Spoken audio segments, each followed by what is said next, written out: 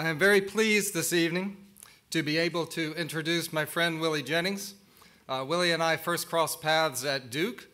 Willie was completing his PhD in 1993. I arrived at Duke in 1992, so we had a bare little bit of overlap, but Willie had already started teaching, and he continued that on once he finished his doctorate and produced his dissertation on anthropology in Athanasius and Barth. And I had the pleasure of being able to TA for Dr. Jennings, and of all the many things that I heard him say, and there were many great lines, one that I've held on to, trivial as it is a line that I would hear him say when he was lecturing, and you know, you weren't quite sure if this was lecturing or preaching, and he'd be going, and he'd notice the clock, and he'd pause and he'd shake his head and he'd say, "Time is not my friend." I still remember that. Well, Willie went on for 15 more years to teach at Duke. He actually taught at Duke through 2015, so more than 15 years. And even during that time, serving as academic dean. God bless you. And then in 2015, he took a position as Associate Professor of Systematic Theology and Africana Studies at Yale Divinity School, where he currently serves. He's also an ordained Baptist minister and served as interim pastor for several North Carolina churches. His book, The Christian Imagination, Theology, and the Origins of Race, won the American Academy of Religion Award of Excellence, as well as the Grawemeyer Award in Religion, which is the largest prize for a theological work in North America. Very impressive.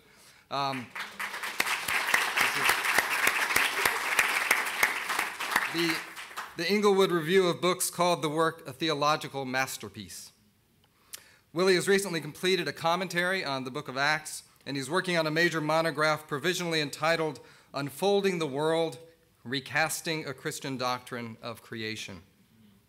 A Calvin College graduate, Willie received his MDiv from Fuller Theological Seminary, and as I've already mentioned, his PhD from Duke. Willie, I hope tonight time will be your friend. We are so happy to have you here. Please welcome Willie James Jennings.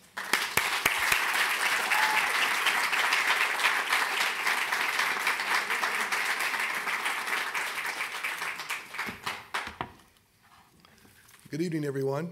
Good evening. It is a great joy for me to be here with you this evening, to President Kittredge, to my dear friend, Dean Scott Bader say.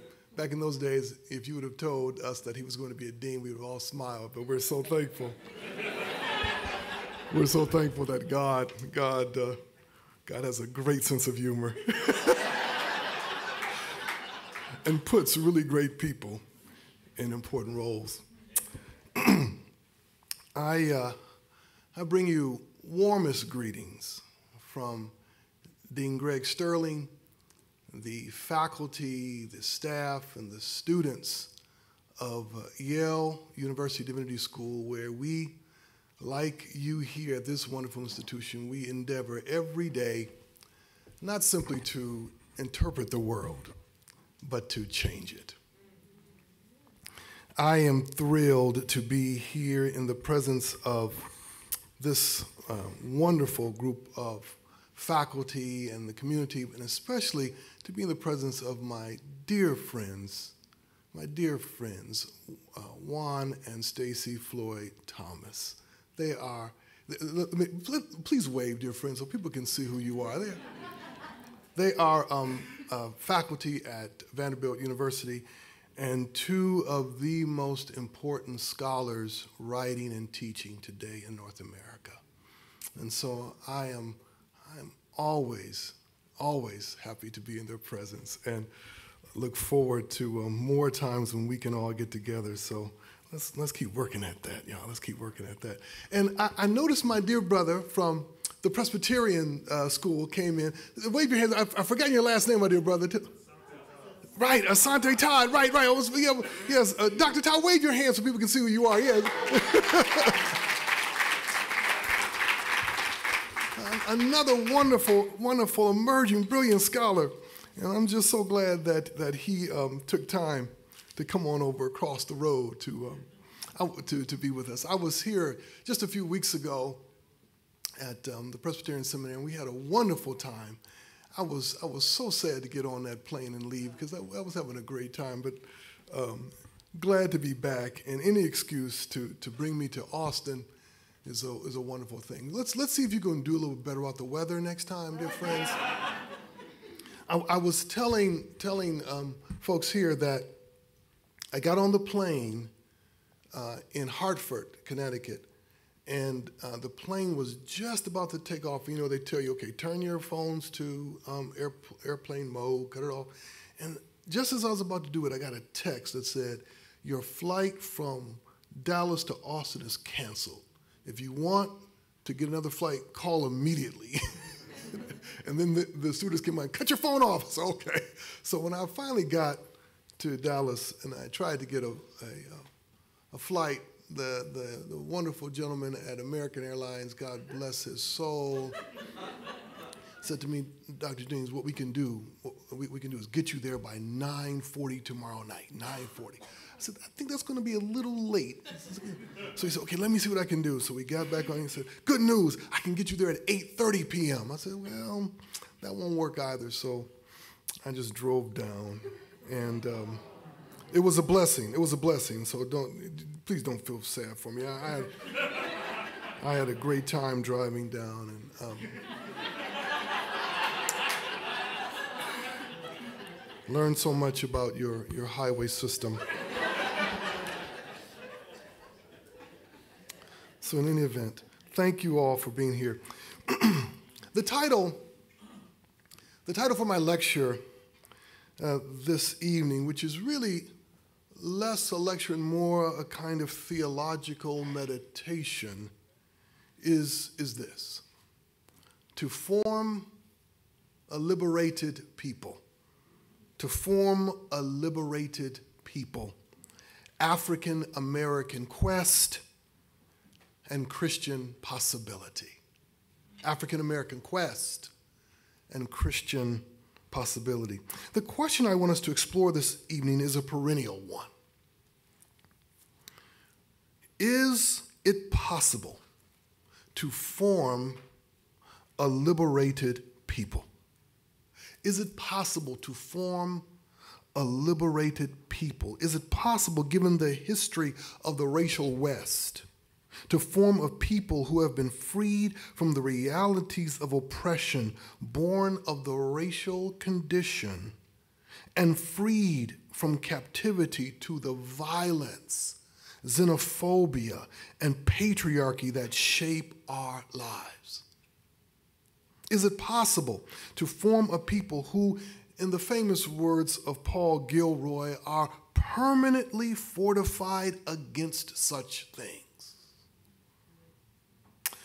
You know, it is a question that has always haunted both African diaspora life and Christian life, because it is a question we have not been able to answer. We've not been able to answer this question because the question itself speaks of our captivity. We have been held captive, especially in the West, to a Christianity that has been fused to whiteness. Whiteness as a way of being in the world has been parasitically joined to a Christianity that is also a way of being in the world. It was the fusion of these two realities that gave tragic shape to Christian faith in the new worlds at the dawn of what we now like to call the modern colonialist era, or colonial modernity, as some scholars call it. It is precisely this fusing together of Christianity with whiteness that constitutes the ground of many of our struggles today, my friends. The struggle against aggressive nationalism is the struggle against the fusion of Christianity and whiteness. The struggle against racism and white supremacy and some aspects of sexism and patriarchy is the struggle against this fusion. The struggle against the exploitation of the planet is bound up in the struggle against this joining. So many people see these problems of planetary exploitation, of racism, of sexism, of nationalism, and so forth, but they do not see the deeper problem of this fusion, which means that they have not yet grasped the energy that drives many of our problems and that keeps us from forming a truly free people. We have always had difficulty in seeing this deeper problem of this fusion because on the one hand, many people have not been able to see this as a fusion, a joining that should have never happened. Many people collapse Christianity and whiteness into one thing, loved or hated. They cannot see two things, two mutually interpenetrating realities, the one always performing itself inside the other, always performing itself inside the other. On the other hand, there are just as many people who do not see this as a deep problem or even a problem at all. They have made whiteness an irreversible accident of history, or even some would say an attribute of creation. That whiteness is a problem remains an elusive point to get across because too many people have no idea what to do with such an idea. Beside bewilderment, the typical responses I get to the idea that whiteness is a problem is a mixture of guilt and anger and, of course, the inevitable pushback. You see, whiteness, as we know it and experience it, emerged at a particular moment in history when the peoples of what we would now call Europe entered the New World and, being in shock and awe at all that they were seeing and experiencing, they asked a question, which is really a good question, a right question. They asked, who am I in this new place? Who am I in this new place? The trouble began when they answered their own question because they answered their own question without the voice or vision of the indigenous peoples all around them. These visitors to the new worlds, they self-designated. That was bad enough. But the horror continued as they designated vast numbers of remarkably different peoples. As they did this, they quickly began to suture different peoples, clans, and tribes into racial categories.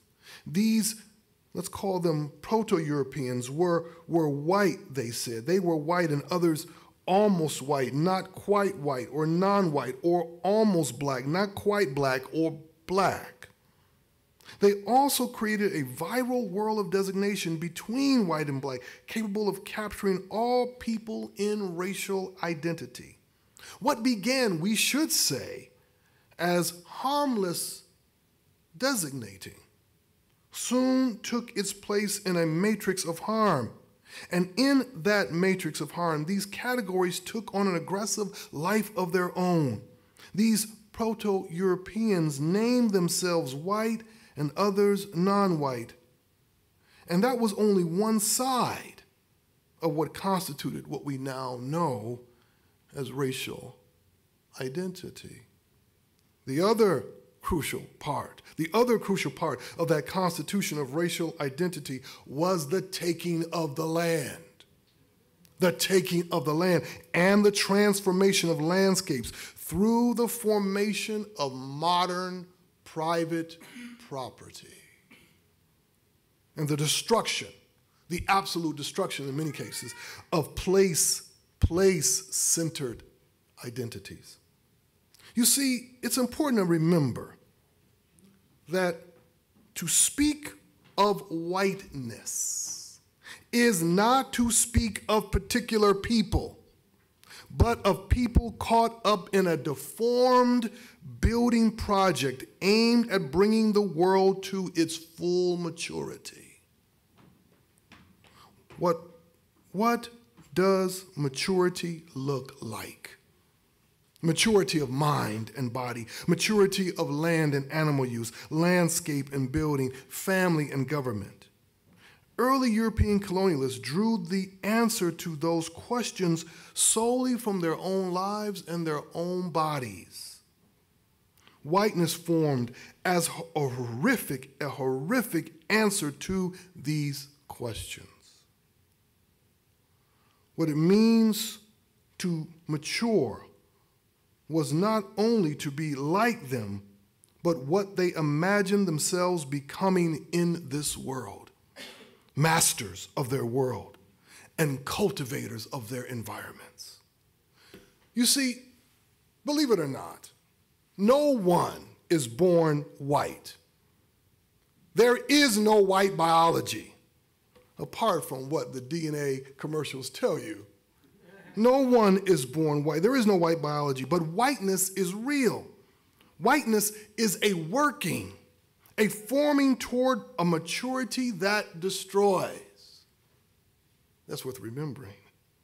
Whiteness is an invitation to a form of agency and a subjectivity that imagines life progressing toward what is, in fact, a diseased understanding of maturity, a maturity that invites us to evaluate the entire world by how far it is along, how far it is moving toward this goal. Whiteness was, from its beginning, a deformed formation toward maturity. A mature people formed in whiteness.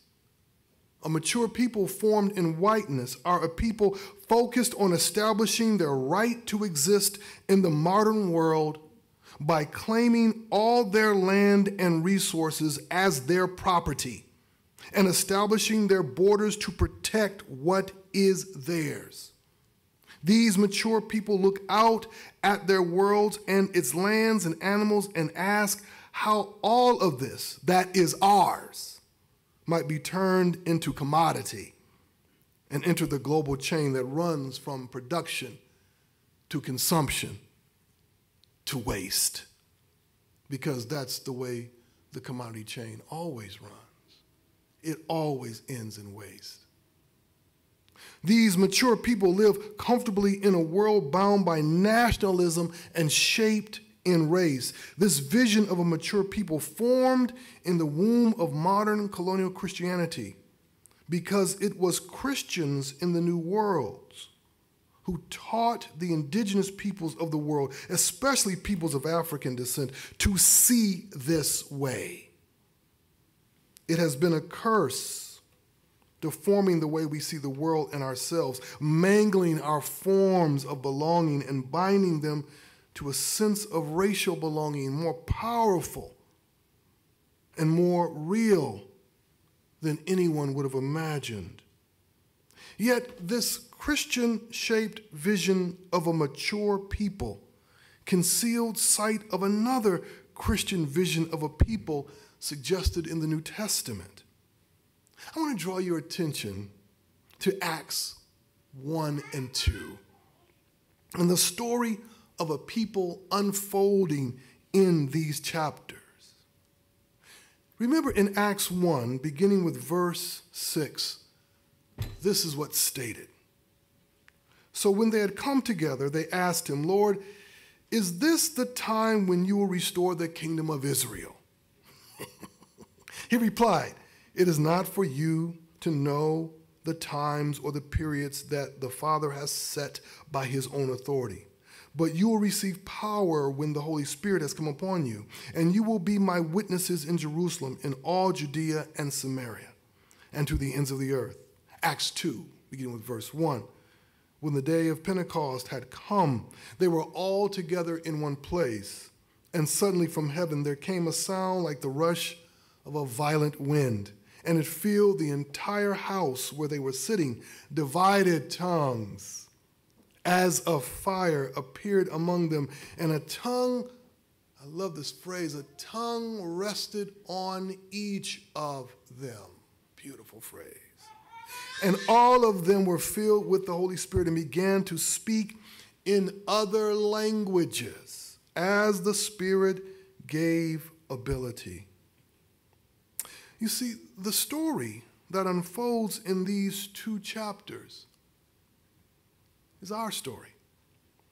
It begins with this resurrected Jesus, who now stands on the other side of his temptation, the other side of violence and death. This moment in the story where he stands on Mount Olive comes full circle from the temptation in the wilderness noted in Luke 4. There, remember in Luke 4, Jesus was driven by the Spirit into the place where he would face the temptations of every people. We do better, friends. We do better to read Luke 4 and the temptations of Jesus against the bad habit of too quickly individualizing these temptations. Yes, they were in fact the temptations of Jesus, real temptations, but their true power as temptations emerges only when we see them as our temptations, temptations of the collective. These are the temptations that every people face. And Satan, the great tempter, comes and offers Jesus what all people want. He offers what all people want. And he will give them to Jesus if only Jesus will follow the tempter's direction and worship him. What are these temptations? Remember these temptations. Luke 4, 3 and 4, the devil said, if you are the Son of God, command the stone to become a loaf of bread. And Jesus answered, it is written, one does not live by bread alone. First is the temptation to provide for one's people. Every people want abundance, to secure the resources, natural and otherwise, to feed and clothe their own people. And they would do whatever is necessary to ensure constant supply. They would make sure that the food and water, the energy and the money constantly flow to and through their own people, and they would ensure it by any means necessary. Luke 4, 5 and 8, then the devil led him up and showed him in an instant all the kingdoms of the world. And the devil said to him, I will give their glory and the authority to whoever I would like to give it, because it's mine. If you then will worship me, Jesus, it will be yours. So that's the phrase, it will be yours. Jesus answered him, it is written, worship the Lord your God and serve God only. The second temptation is to be a significant people, or even a dominant people. Every people want at least significance in this world, at least to be at the table when the powerful nations gather to decide the fate of the world and to divide up its resources. And some ambitious people, we don't have to name any names, but some ambitious people want to rule the world. Not only being self-determined, but to be determining of the nations, of all the other nations. Then there is Luke 4, 9 through 12. The devil took him to Jerusalem, placed him on the pinnacle of the temple, said to him, if you are the Son of God, throw yourself down from here, for it is written, he will command his angels concerning you to protect you. On their hands they will bear you up, so that you will not dash your foot against a stone. Jesus said to him, you cannot, you must not, you can never put the Lord our God to the test. The final temptation is the most powerful temptation, and it is for security, right? Every people want to be safe and have secure borders and every protection from harm, and they are willing to take whatever power is available to them to secure their life and well-being. So the tempter tells Jesus to call down angels to protect yourself and to protect Jesus from him. To this advice and the other suggestions, Jesus says no. Jesus, this one who is the new Israel, is tempted like the old Israel, and like every nation, he is tempted to provide for himself, tempted to make a name for himself through ruling the world, and tempted to protect himself from a dangerous world. We must not forget that these temptations come to a tired and hungry Jesus. The timing could not be more perfect. You see, time is always used to enhance temptation, especially the temptations of a people. This is a threat to Jesus. It is a threat against his love of God, his faith in God, and his hope for his future. And it repeats the same threat that was against Israel. The point not to be missed is that Jesus drew these temptations to himself. He drew the tempter's power toward his own body and has broken that power at the sight of his body and the intimate space of his life with God. At the sight of his life with and his love for God, Jesus has created a space where a people, a new Israel, even with Gentiles, us, a new people, could be formed in his victory over temptation, over the temptations that plague every people, the temptations that no nation has ever been able to resist. This is offered daily to every people. Imagine a people, friends, imagine a people formed at the sight of Jesus' body who have the ability to resist the tempter's snare, thwart the temptations that confront every people. And it is precisely this victory Jesus has that we find in the Acts story of chapters 1 and 2. And it is there in those chapters we see our struggle to enter a new vision of a people formed around the body of Jesus. In the story, as you all know, Jesus has risen from the dead. This is the new beginning. He has come to his disciples, and these astonished disciples understood what the resurrection of their friend, their teacher, and their Lord meant. He indeed had risen with power in his hands. He has overcome death and the power of violence. He's overcome the power of violence. And then the disciples ask that question. Let's call it the proto-nationalist question. Let's call it the proto-nationalist question. The question that just about all of us in this room would have asked had we been there. All right, Lord, now that you got all power, when we going to take over?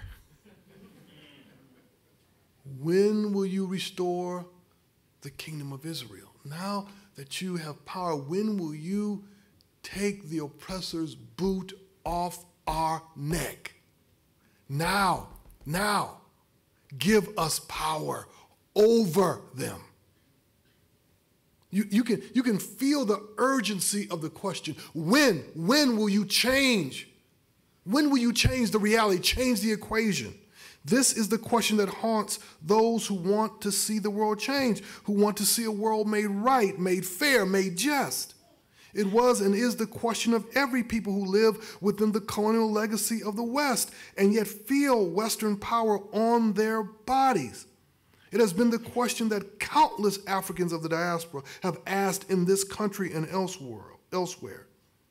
It is a nationalist question with social, political, and economic implications. When will we be in charge? When will we overturn the status quo? The disciples of Jesus asked the question because they were tired of seeing Israel oppressed, and they wanted to call the shots, control the operations, change the narrative. The disciples of Jesus in that moment in the story were caught in nationalist fantasy. The fantasy of being independent, self-determining, powerful. But what's wrong with that, Dr. Jennings? What's wrong with being independent, self-determining, and powerful? What's wrong with that fantasy? You see, in this country especially, African Americans, we have always been tormented by nationalist fantasy. Both the fantasy of being independent, self-determining, and powerful in this country, and being in the midst of a country that relentlessly lives out its own nationalist fantasy in the world. You see, nationalist fantasy is always inside of nationalist fantasy. Always. They can't be pulled apart. Nationalist fantasy is always inside nationalist fantasy, which has made being a disciple of Jesus in this country very difficult work. You see, in the story in Acts, it is not at all clear if, in fact, these disciples of Jesus wanted Jesus or if they just wanted power. It's not all clear right now at this moment in our history, especially in this country, whether disciples of Jesus want Jesus or simply want to be in control. Christianity is a wonderful mechanism for control. It is easy to confuse the desire for Jesus with the desire to be in control. The legacy of Christianity in the West, and especially in this country, is that many Christians worship Jesus' power and not Jesus. They love Jesus' power. Too many want a fantasy of resurrection without a resurrected Jesus.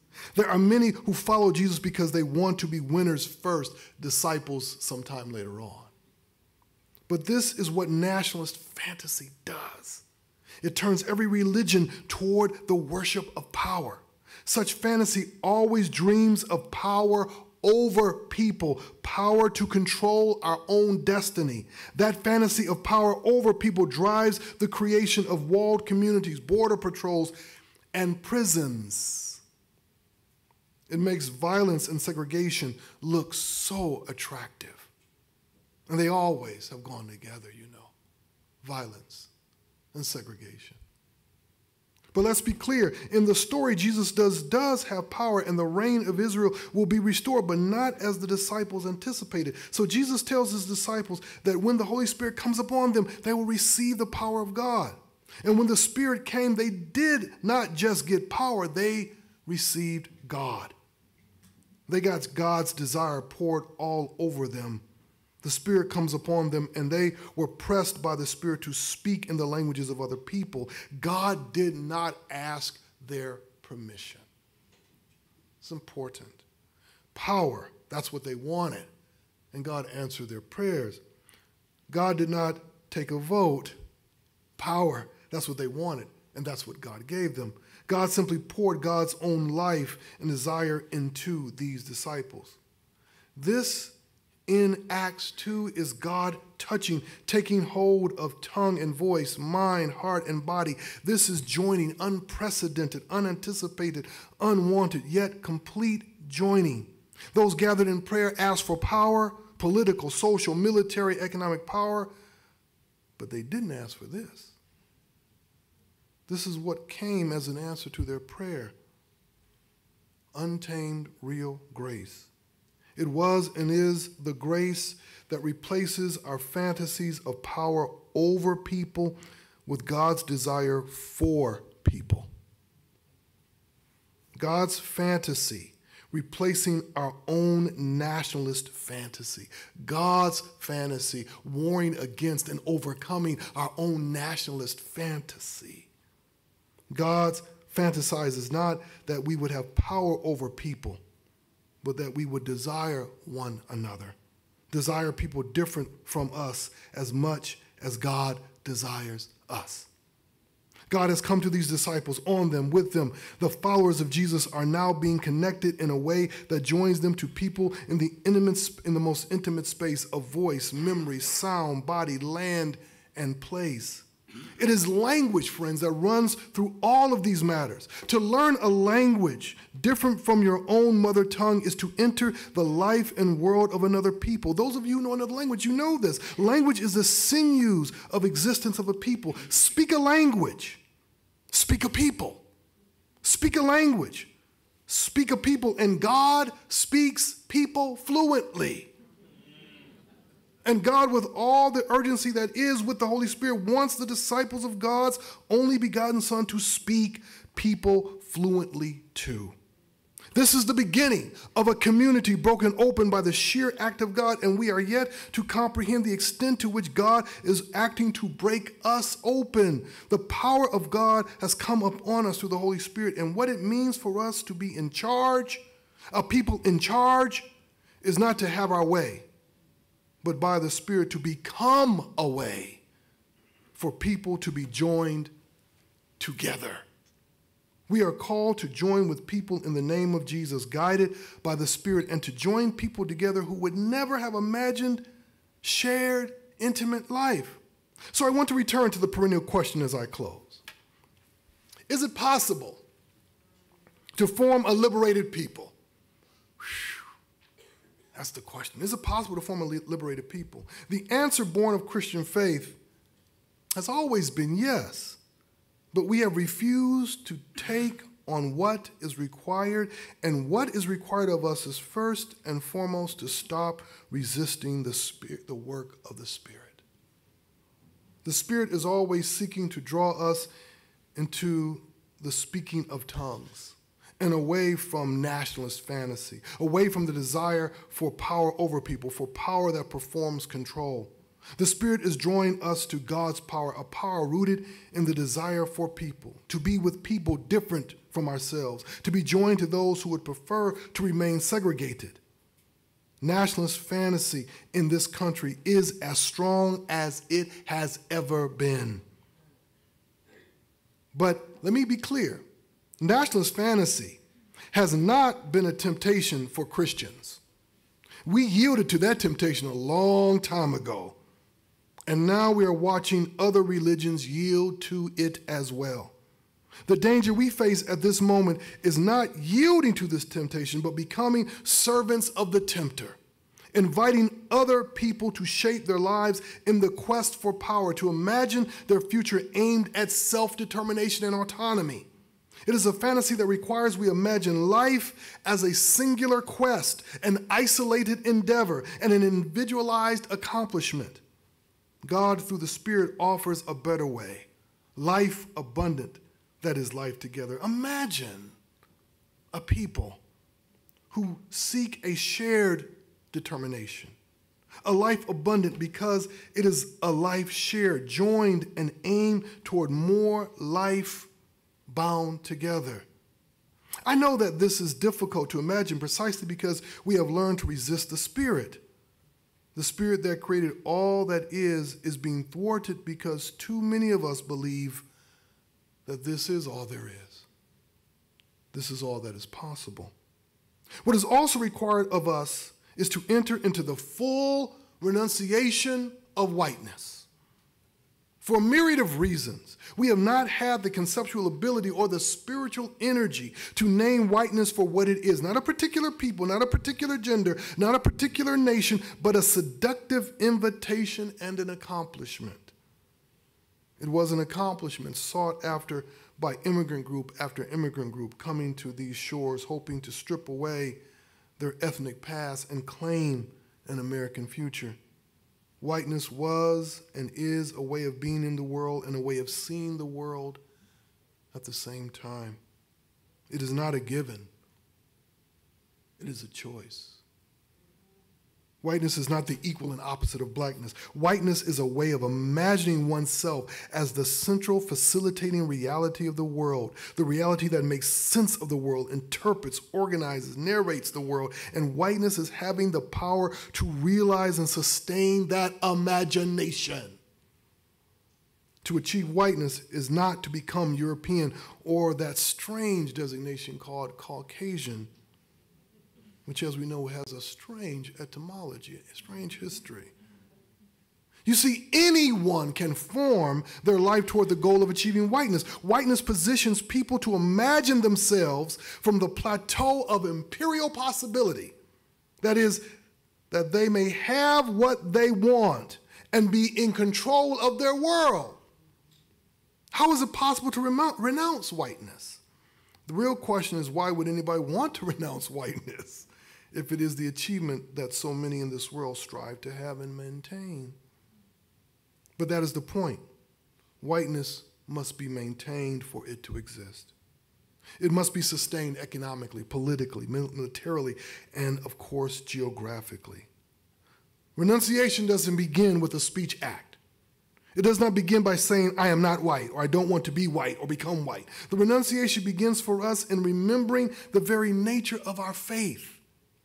We are people who have accepted the story of another people as true. We have accepted the God of another people as our God. It begins with the recognition that we are what M. Sean Copeland calls so brilliantly a thinking margin.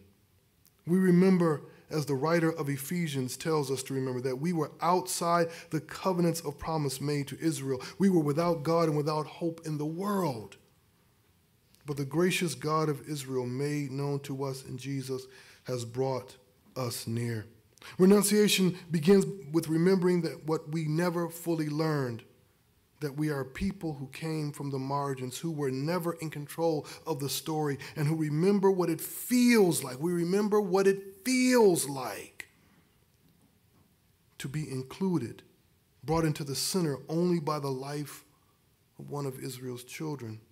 Renunciation means that we choose to remember the reality of inclusion that is at the heart of our faith, and that inclusion is our way of life. Inclusion is our way of life. We not only choose those at the margins of society because from the margins our faith came to life, but we also pay careful attention to the ways whiteness constructs the margin. Renunciation must also include careful analysis of the particular ways whiteness sustains itself in and around us. Whiteness always aims at racial invisibility, always aims at racial ignorance for the sake of control. It aims to create neighborhoods, schools, educational experience, social settings that normalize the control and the absence of non-white bodies. Renunciation means that we press against that control and that absence. It means we push against those processes, economic, political, social, intellectual, and geographic, that help to preserve a world where whiteness is at the center and everything else is in its service. To move against this energy to center whiteness requires we allow ourselves to sense it and then choose a different place to imagine our work and our lives. We must always remember that passage from Hebrews 11:24 that says, Moses, when he was grown up, refused to be called a son of Pharaoh's daughter, choosing instead ill treatment with the people of God. And the passage says, in this way was following the Christ. Imagine a people who have renounced whiteness, not simply by what they say, but by how they think and how they live and where they live, by who they aim to live with and with what ways of life they resist. Finally, what is required of us is taking seriously where we live. A liberated people requires a liberated land. But we must remember what a liberated land means. It does not mean what so many of us have been taught it means. A world where each people and every person owns their own piece of earth and completely controls everything that happens on their little piece of the earth. The lie we have been taught is that the world is simply dirt, quiet, passively giving up whatever it has to us, and our task is to control what is ours, what comes in and what goes out, and who comes in and who goes out. That's not a liberated land, friends. And such a way of thinking cannot liberate people. A liberated people in a liberated land are people who are intentional about creating spaces that join. That is, creating places that build community, not places within which communities will be built. Get the difference there? We need to be intentional about building life together on the ground, pressing our own lives against the structures of segregation concealed by price points, real estate calculations, and the private fantasies of builders, developers, architects, and politicians. Imagine a people who decide that where they live and how they live in a place is a matter of their faith. Imagine a people who form real community on the ground at the level of the street and the house, the apartment and the subdivision, and who yield to the Spirit who always presses us to go to those we have learned not to see. I can imagine such a people because we serve a God who has made such a people a real possibility. Thank you very much.